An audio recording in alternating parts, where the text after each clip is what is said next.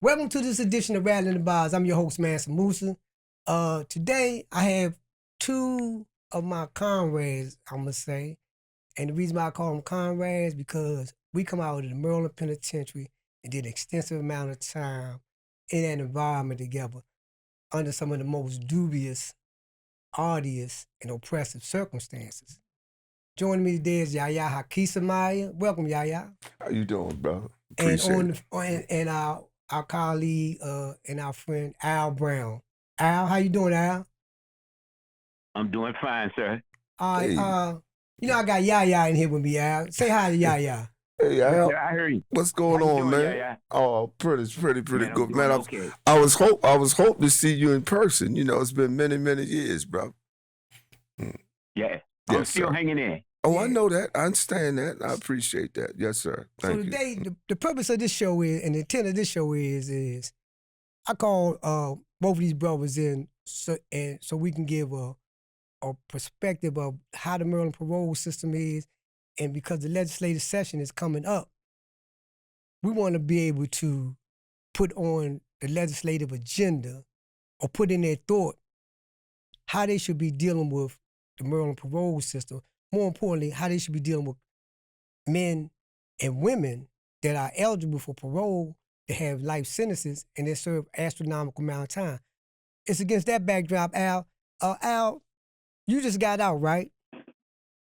Yes, sir. How long you been out? I just got out September the 7th. How long was you incarcerated prior to getting out? 46 years. You was incarcerated 46 years now. When I got out. 46 years. Right, I got out December the 5th of 2019. I had 48 years in. Yeah, when you got out. I had 38 years. So we talking about over 100-something years amongst the three of us. Or absolutely. Close to that, right? So Al, while you was incarcerated, yes, and this is for the benefit of our audience, for me and Yaya, we already know. For the benefit of our audience, all right, how old was you when you went in this Maryland Penitentiary? 1977. You was 19 years old in 1977. All right. Yes, sir. All right. Did you graduate from school prior to coming in the system? No, sir. They had me. I was in the 9th grade, but they said I was reading on a 4th grade reading level. Right. So in the course of being incarcerated, tell us some of the things that you have accomplished. Oh, I've accomplished my GED, Hagerstown Junior College. I was an aide in the masonry program for years. And right before I got out, I was working at MCE petition shop for 27 years. Right. But now let's talk about, because we was up MCTC, the Maryland Correction Training Center, commonly called the New Jail. We was up the New Jail together in the masonry capacity, right? Tell our audience about what your skill level was in it, how that skill level evolved. So this is important for them to know who you were in this 47 years or this 40 odd years, and before we get to the why took so long for you to get out. Yeah, because I left the pen to go there because I had a masonry background, so they put me in the masonry program, and as we did, I graduated, became an aide, and we started working there at MCE Construction. So we started building actual buildings on the property and on other properties. We built the petition shop in 1991. We finished that, and we built the meat plant over at the old jail in I think that was in 92. And once we finished that, the end of 92, I left and went to camp before all the lifers got checked in. And at that time, I was working at the Waterloo Police Barrack. And once they checked us in, I went back to Hagerstown, the MCTC at the masonry program. And then we built the classification center there. All right, so now, how many times did you go up for parole before they ultimately gave you parole? Not mentioning the fact that you was out, not mentioning the fact you was on work release. And yes. you got sent back. They sent everybody back from work. Glen Denian, the governor Glen Denian sent everybody back under the pretense that life mean he wanted to give everybody a life sentence without parole. Yeah. So Well, how many for times that, did you go up for parole before you was ultimately released? 12 times. 12 times? And each time Yes, you I went went up, up 12 times. and each time that they denied you parole, what was their reason? They never gave a reason. And the thing about that is I went up 12 times for parole. My paperwork went to the governor's desk 5 times of the 12. And every time I would get denied, there was never a reason why they denied me.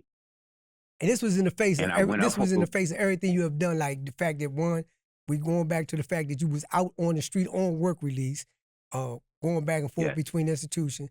2, you had a significant amount of time served already, and now then you fast forward, they took it out the hands of the governor. How many times did you go up after they took it out the hands of the governor?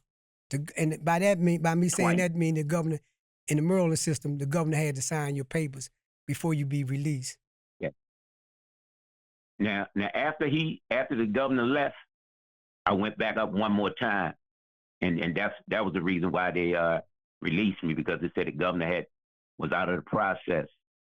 But I had to do the evaluations, and I think I've done like 5 evaluations since they opened the program in Patuxent in 2003. And the commissioner let me know that most of my parole hearings was unanimous decision, but the governor would always shoot me down. Mm. Yeah. And my last infraction. Go ahead. Yeah. Yeah, my last infraction was back in 1984 in the penitentiary. Yeah, that was just. Yeah, I mean, that was just for having too much money. I had 10 hours over what I was supposed to have. Hey, and we know that all those things didn't take account, because I know when I went up, when the governor took and denied us parole, I suppose went up in 92.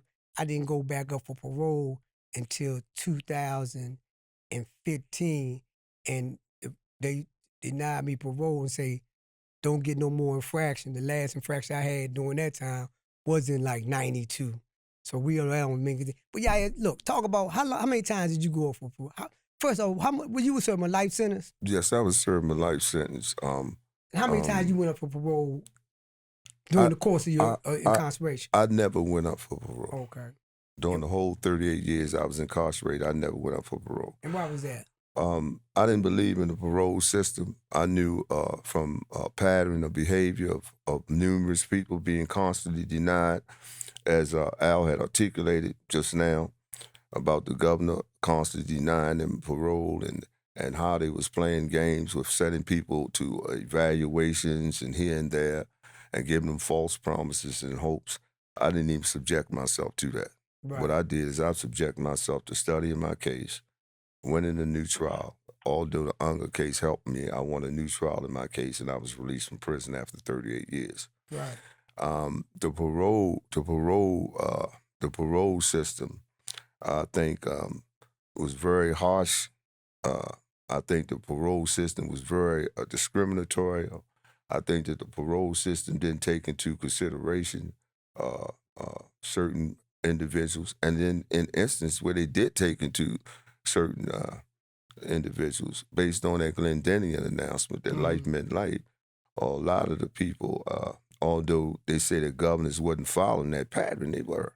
Right. They were absolutely adopting that pattern. You know, when he made that announcement in front of the now raised Maryland House of Correction, you know, and this was a result of all of the violence that had occurred or metastasized in the community based on Rodney. Right. And Al and Tahaka and different brothers that's still in the bowels of the system suffering. Right. Right. We're unjustly placed back into the bowels of the system again. And talk about this, Yaya, in terms of okay, so we know that we were successful as a result of Lomax's advocacy. And we give Lomax much respect in that regard, because he fought that fight for us when he got out. When they send them back, when they send them men and women back in we was up in the new jail, me, Lomax, Gerald Fuller, and George Smith. We would always get together in the library, but Lomax was the one person that was constantly lobbying the legislator to take this out the hand, take the parole system out the hands of the government. We talk about now it's taking out the hands of the governor. To stand the reason it should be more expeditious, and why isn't it more expeditious? Because it's taken out the hands of the governor. I think that now that it's taken out of the hands of the governor, considering certain prisoners that are still incarcerated, that was checked into the system under that Rodney Stokes stuff, should be really expedited out of the system. These are people, man, you talking about got 40, almost 50 years Yeah, 50 in. years. Talk That got 50 years. did everything that you possibly can do. And when you're talking about penological objectives, there are certain domains that you experience as a result of the crimes you committed. And they have done that. I mean, rehabilitation, deterrence, man, Right. all of that, man, deprivations, they've experienced all of that. Right. And so for the parole board not to look at those cases and to expedite those cases, man, I think that what they're doing in terms of the implementation of the new parole policies, which they published and all of that, I think what they're doing is they're going by that same old process, man. That same old process. Go to Patuxent, do this, do that, go through here, do that. And that is actually what you would call a delay in release.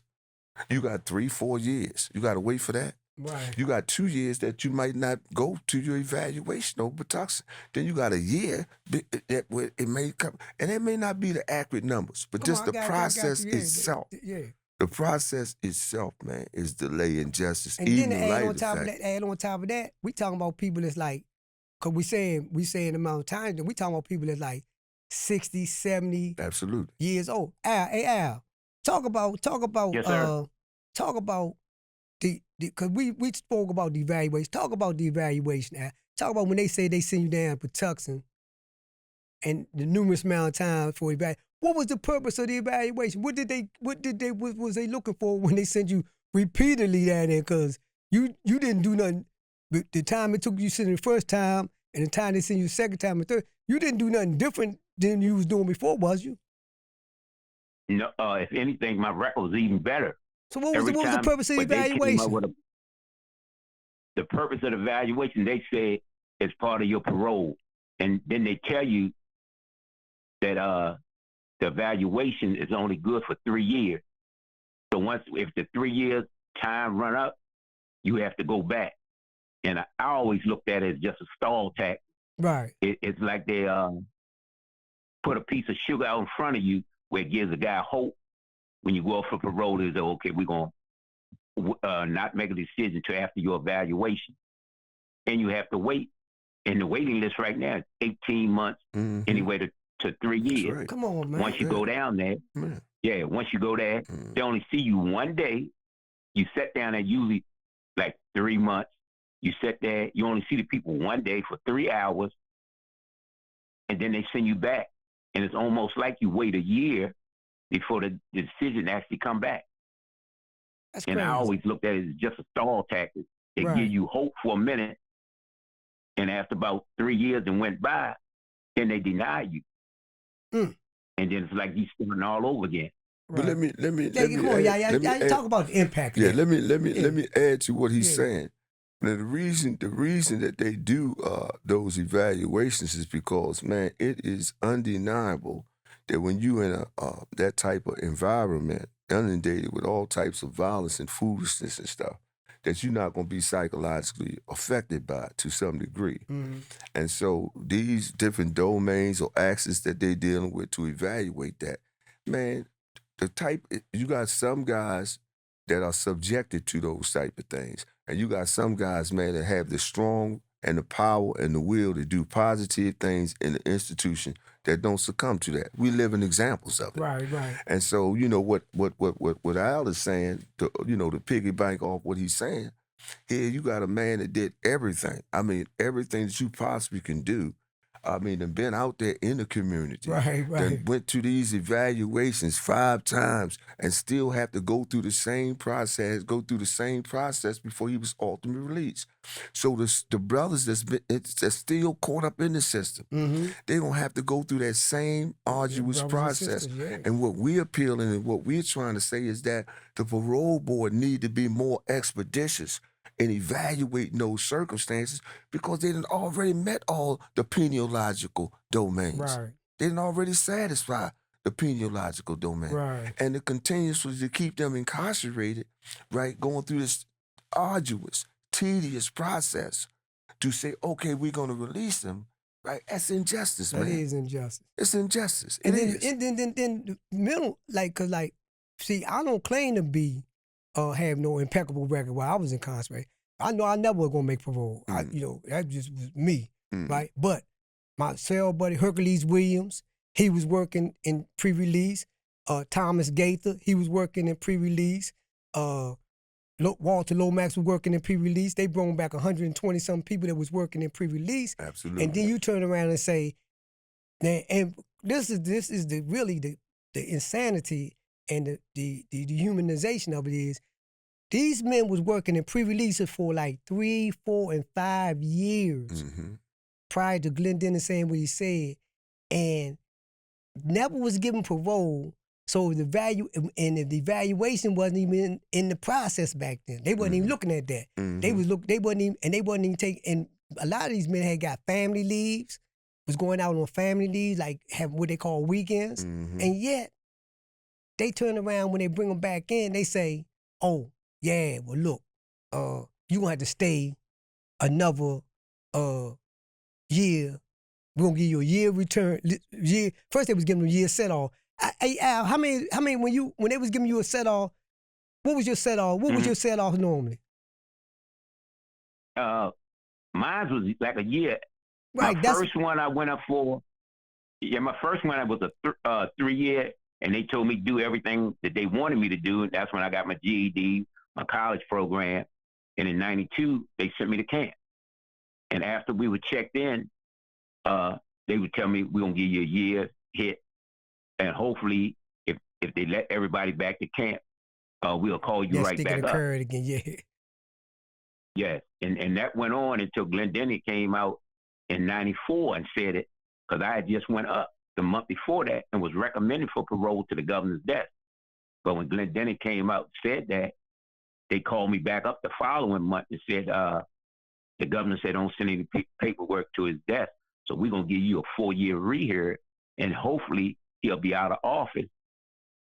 And you know what? Before I go, Political. Before I go, that's what I'm going to say. Before I go, and then he had the audacity. Glen Denian had the audacity after he did that to come back out when Lomax, when we mobilized and was getting position for that bill, and Lomax was able to get him to recant that. He had the audacity to say, I was wrong, but you didn't say I was wrong and that you should send all these men back. Come on, Yeah. And we gotta look at the greatness that Lomax developed in that process. But it's also some other things that I don't think that they really take into consideration concerning even after they parole lifers back into the community, right? For example, all right, so parolees with post-incarceration symptoms face a significant uphill battle once they return to society. As noted earlier, finding a job, housing can be extremely difficult, and all of these other things.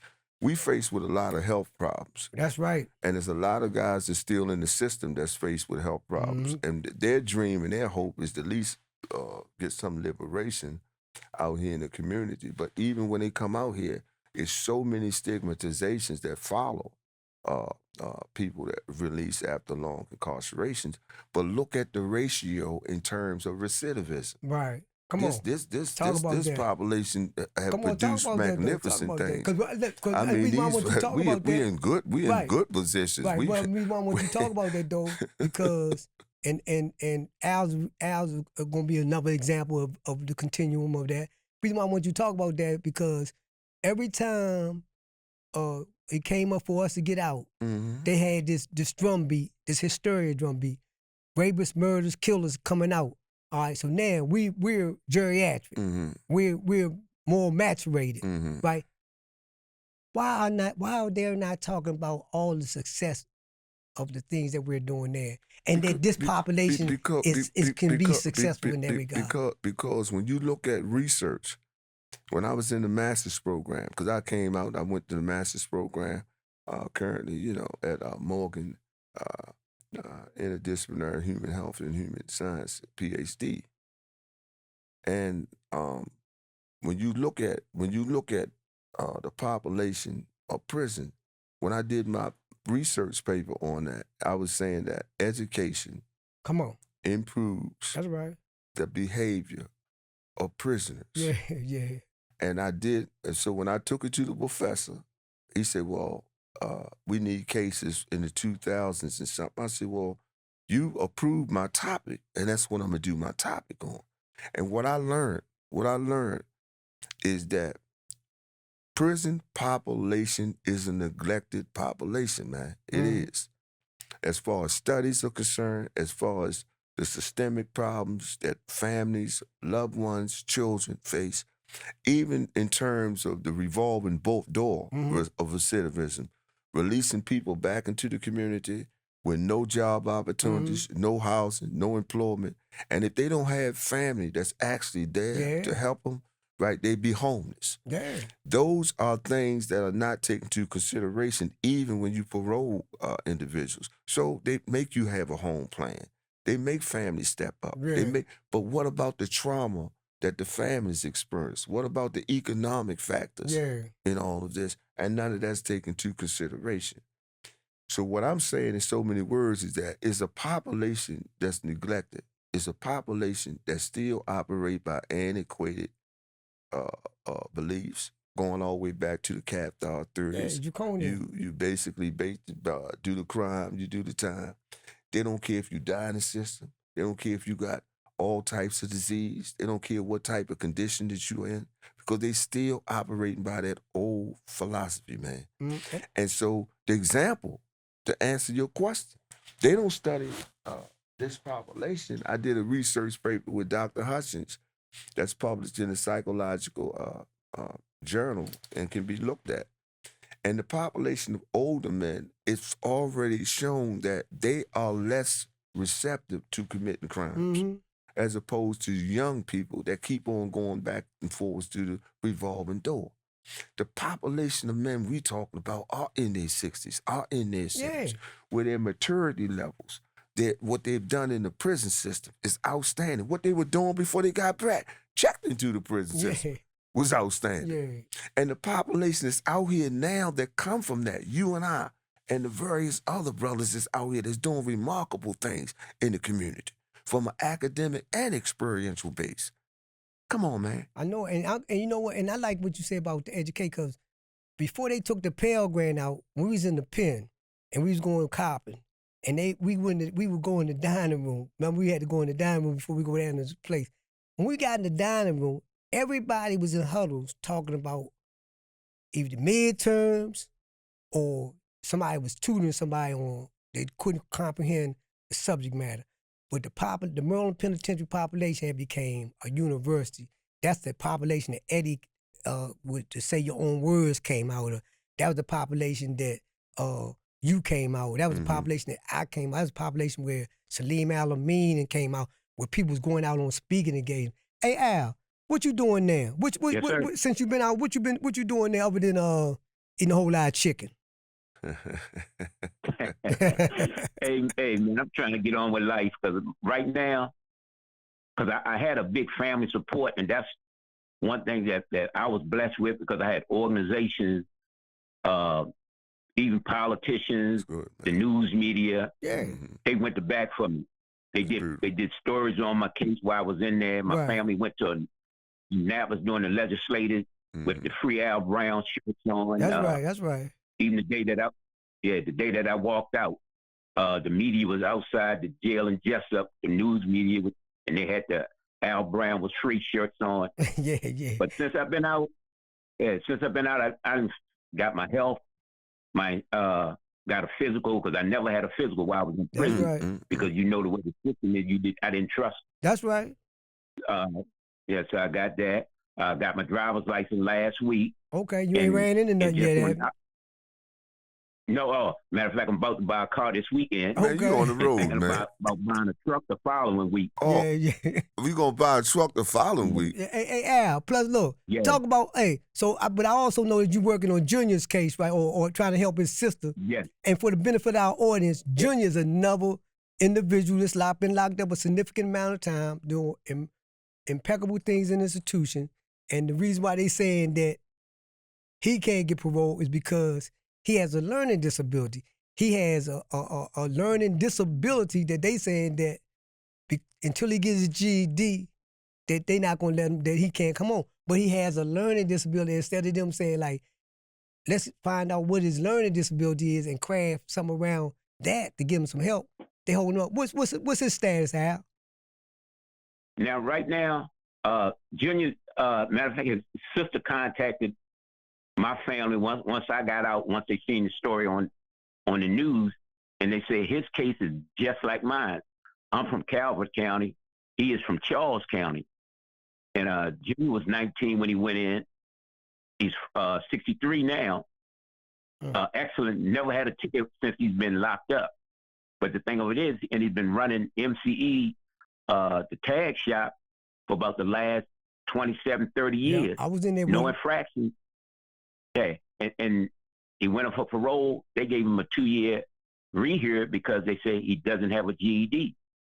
And after us researching, he sent paperwork out where he was in school, but they put him out of school because they say he couldn't get his GED. But he's running the shop, and his sister's the only one that's still left, and she needs help. And 'cause a lot of folks didn't have the type of help that I had. That I had a family, groups, and politicians that was fighting hard for me. So my thing is, a lot of those guys need help. And if anything, with Junior's case is, he's been, like I said, been 43 years. If anything, parole him and make part of his parole that he get his GED. Yeah. But Al, to add to what you're saying, man, you'd be surprised how many individuals are borderline retarded in the system. Right now, I'm reading the case of a brother. I'm not going to mention the name. Come on. And he borderline mental retarded. I went in front of the parole board for Derek White just recently. Eli called me and asked me to go there and testify for him to try to get the parole board to give him a hearing, because they denied him about 9 or 10 years ago. No parole. Right. You right. I remember because we was in the system. Yeah. And that, so we fighting trying to just get him a parole hearing. And this man, he went the system like Al was just saying, when he was 19 years old. You know, for a bicycle. Right. Right? The circumstances. So I'm saying his mindset now, he done evolved into controlling these departments like a recreation department. Yeah. Building programs and everything. He done did everything he possibly can do. Yeah. But he's still in the system. And you know what? As we close out, Al, you had the last word, but I want to say something. I want to tell our audience something about you. You know, Al was like Ronnie Lott on that football field. Al was breaking people up on that football field. Hey, all that aggression, all that stuff that people did to you, whoever was in front of you running that ball, you took it out on them on that ball, Al. Thank God that you got old, that you can't play football no more like that. But you got the last word on this, Al. What you want to tell our audience about? And I definitely love you, bro. Appreciate you coming in. What you want to tell our audience, bro? Hey, my thing is, we made it. Us three, we made it. But there's so many people back there that we left behind that deserve the same opportunity we had. That's right. But a lot of them didn't have the knowledge as the law. They don't have, a lot of them don't have the family members or the people that's willing to fight for them as we had. And my thing is, I don't want to leave them guys behind because I want them to enjoy the same thing I'm enjoying now. Right. Okay. Yeah, doctor. Hey, we be calling Yaya doctor in a couple more years. Oh Yeah. my Doctor, goodness, man. Doctor Yaya. And I tell you, my brain hurting too. I'll be glad when that process Doctor comes. Yaya, God willing. what you got to say? You got No. word. I think, man. I think it's much more that need to be said about this. I know we only had a certain amount of time to do it, but I agree with everything that was said. I think that Al gave a very good example of what people that's trying to get out have to go through to get out, man. And it's appalling. I mean, here you got people that did everything that you possibly can do, and they still being stigmatized for their crimes. They still being judged and looked at as if they haven't grown and developed. And they got these guys that took advantage of education. They took advantage of all the programs. They're making remarkable strides behind the door. And these are the same people that came out to the community. Because like you said, if the hunger didn't occur, the guys that's doing remarkable things in the community right now wouldn't have been able to do that. They'd have still been in the prison system doing the things that we were doing behind the wall. That's right. So these are guys, man, that fit in that classification, that deserve, like Al say, the same opportunities, but the parole board is taking them through such an arduous, strenuous, unnecessary process in a lot of cases, right, where these guys may be subject to dying there, man. Maybe because of their age, because some of them have health issues. Many of the guys coming out in society today that was in there, man, they dying away. They dying right here. They dying away. You know, look at Raouf. Yeah. Look at Monye. Look at these guys, man, coming out, man, with Hep C and all these other done those things that's at stage 4s where they just die. So, you know, that's what I got to say. And you know, there you have it. The real news, rattling the bars. When we rattling the bars, they be shaking that South Wing. We shaking the bars on South Wing, C-Dama doing them lockup sales, right? And we want our audience to know that when we talking about this subject matter, we're saying that the legislative session is coming into existence, back into existence in January. We're saying the money that you're going to invest in building more prisons or adding more prison guards, invest that money into the men and women that are on their way out.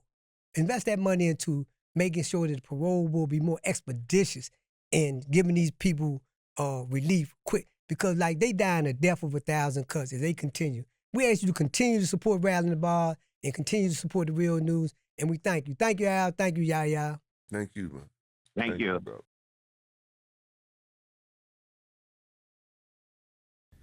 Thank you so much for watching the Real News Network, where we lift up the voices, stories, and struggles that you care about most.